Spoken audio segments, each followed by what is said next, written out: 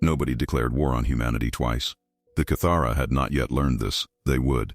Commander Lena Walsh had not spoken above a whisper in 22 days. None of them had.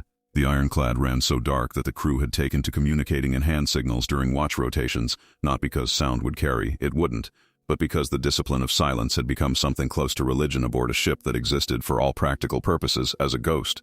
5 other ships out there, somewhere in the black, were doing the same thing. She didn't know exactly where they were. That was the point. What she knew was this. At 0300 hours on day 23, every one of them would stop being ghosts. She checked the mission clock. 47 minutes. Final targeting confirmation, she murmured. Lieutenant Derek Foss slid a datapad across the console without a word. 19 supply nodes, fuel depots, munitions platforms, automated resupply stations threaded through the Cathara forward corridor like vertebrae in a spine. The Cathara front line was enormous, fast, aggressive, built for sustained offensive operations.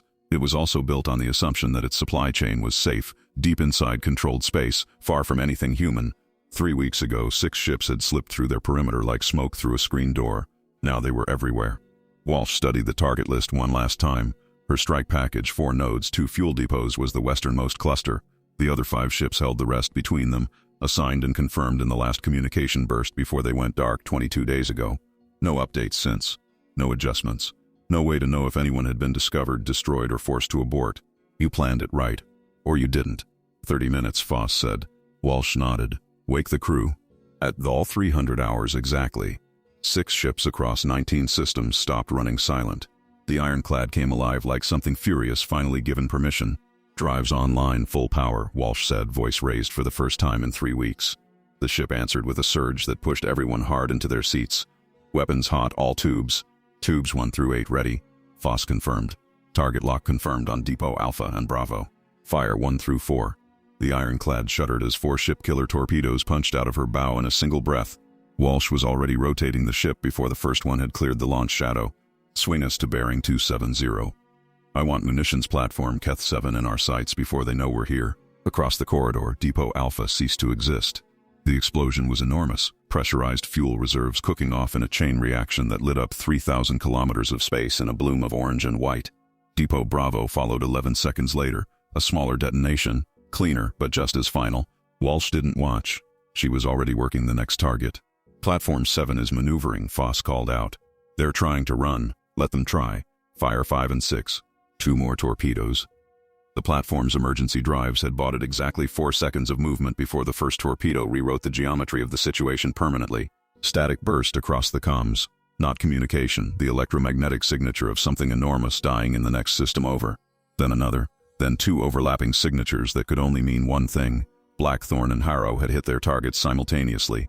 3 systems confirmed. The comm officer said, voice tight. Picking up strike signatures from 4 or 5. Walsh let herself breathe.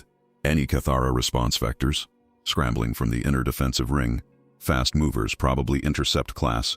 ETA 14 minutes. Then we have 13. She looked at Foss. What's left on our list? 1 fueling station, bearing 045. Light escort, 2 corvettes, neither of them expecting company. Walsh smiled. It was not a warm smile. They're about to get some. The ironclad burned hard for the fueling station. The 2 corvettes saw them coming and responded with everything they had, which was considerable under normal circumstances. These were not normal circumstances.